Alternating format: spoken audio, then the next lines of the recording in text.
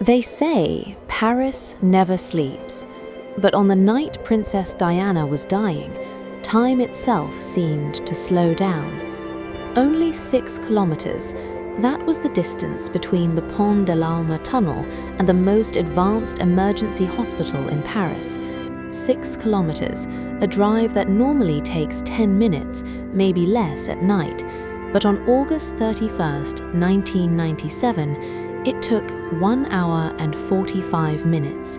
1 hour, 45 minutes for the most famous woman on earth to reach a hospital door. And to this day, millions still ask the same chilling question. Was that delay just medical protocol or something far more disturbing?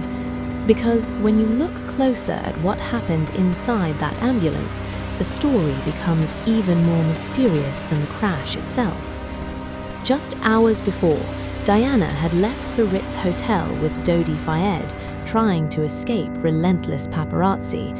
Paris was alive, flashing, chaotic, cameras everywhere, engines revving, a chase building through narrow streets. Then suddenly, inside the Pont de l'Alma tunnel, everything ended in twisted metal and shattered glass. The Mercedes slammed into a concrete pillar at high speed. The impact was catastrophic. Within seconds, paparazzi surrounded the wreckage, flashes exploding in the darkness like lightning. Police arrived, then emergency responders. When French medics reached Diana, she was still alive, barely conscious, breathing, her heart still beating. That single fact would later ignite one of the biggest controversies in modern royal history. Because if she was alive, why didn't they rush her straight to the hospital? Instead, something very different happened. The ambulance didn't leave immediately, not even close. Inside the narrow tunnel, under harsh artificial lights and the echo of sirens, French emergency doctors began treating her right there on the scene. Minutes passed, then more minutes, then nearly an hour. To the outside world, it looked unbelievable. Reporters and witnesses couldn't understand why the ambulance wasn't moving.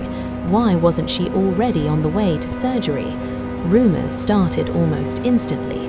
Whispers that the delay was intentional, that someone wanted time to pass, that someone wanted her condition to worsen. But the truth, or at least the medical truth, was more complicated and perhaps even more tragic. France uses a very different emergency system from the UK or the United States. It's called stay and play. Instead of rushing patients straight to the hospital as fast as possible, French emergency doctors often stabilize critically injured patients at the scene first. They bring the hospital to the patient. In theory, it saves lives. In practice, that night would test the system like never before. Inside Diana's chest was a devastating injury, a tear in her pulmonary vein, one of the major vessels carrying blood from the lungs to the heart. It wasn't immediately obvious, but it was catastrophic. Every bump, every sudden movement, every sharp acceleration could worsen the internal bleeding. So the decision was made: stabilize her first, move slowly, extremely slowly. When the ambulance finally left the tunnel, it did not race through Paris with sirens screaming like in the movies. It moved carefully, almost gently, at times barely faster than walking speed. Drivers were instructed to avoid sudden braking, avoid sharp turns, avoid any jolt that might push her heart into collapse. Imagine that scene. Inside the ambulance, doctors performing emergency procedures, monitoring failing vital signs, trying desperately to keep blood pressure from crashing. Outside, Paris at night, streetlights glowing, traffic parting, an ambulance carrying the world's most photographed woman moving slower than anyone expected. Then came the moment that would haunt the timeline forever. Near the Austerlitz area, only a short distance from the hospital, the ambulance stopped completely. 5 full minutes. To conspiracy theorists, this became the ultimate red flag. Why stop when you're so close to saving her? Why pause when seconds matter? But inside that vehicle, chaos had erupted. Diana's blood pressure suddenly collapsed. Her heart struggled to maintain circulation. Doctors had no choice. If they kept moving, she might die instantly. So they pulled over under the dim Paris streetlights. Right there on the side of the road, emergency doctors injected adrenaline directly into her system. They fought to restart stability, to keep oxygen flowing, to keep her alive long enough to reach surgery. 5 minutes felt like forever. Finally, they moved again. When the ambulance arrived at the Pitié-Salpêtrière hospital, it was already too late.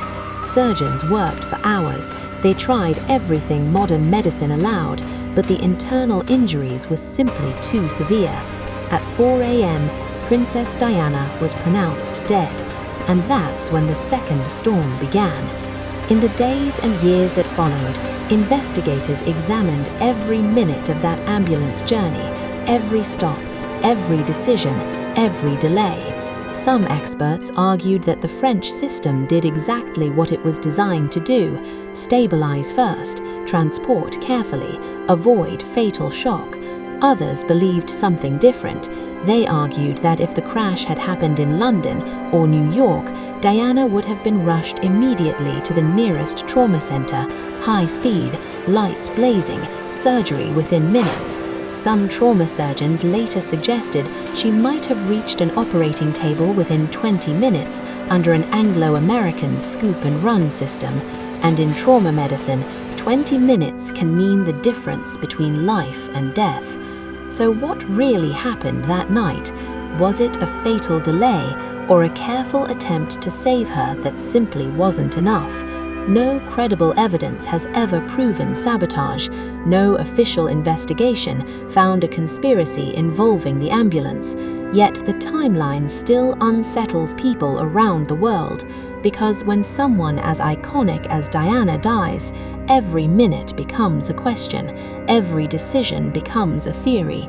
One system chose caution, another might have chosen speed, and somewhere between those two approaches, history took its final turn. Just days before the crash, Diana had reportedly written a private letter expressing fears for her safety, a letter that would later fuel endless speculation about whether her death was truly accidental. But on that night in Paris, inside a slowly moving ambulance, the reality may have been simpler and far more tragic.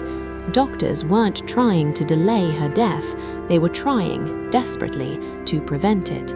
The real mystery isn't just what happened in the tunnel, it's what happened in those long, quiet minutes afterwards, when the world's most beloved princess was suspended between life and death, and time itself seemed to stand still. So now the question comes back to you.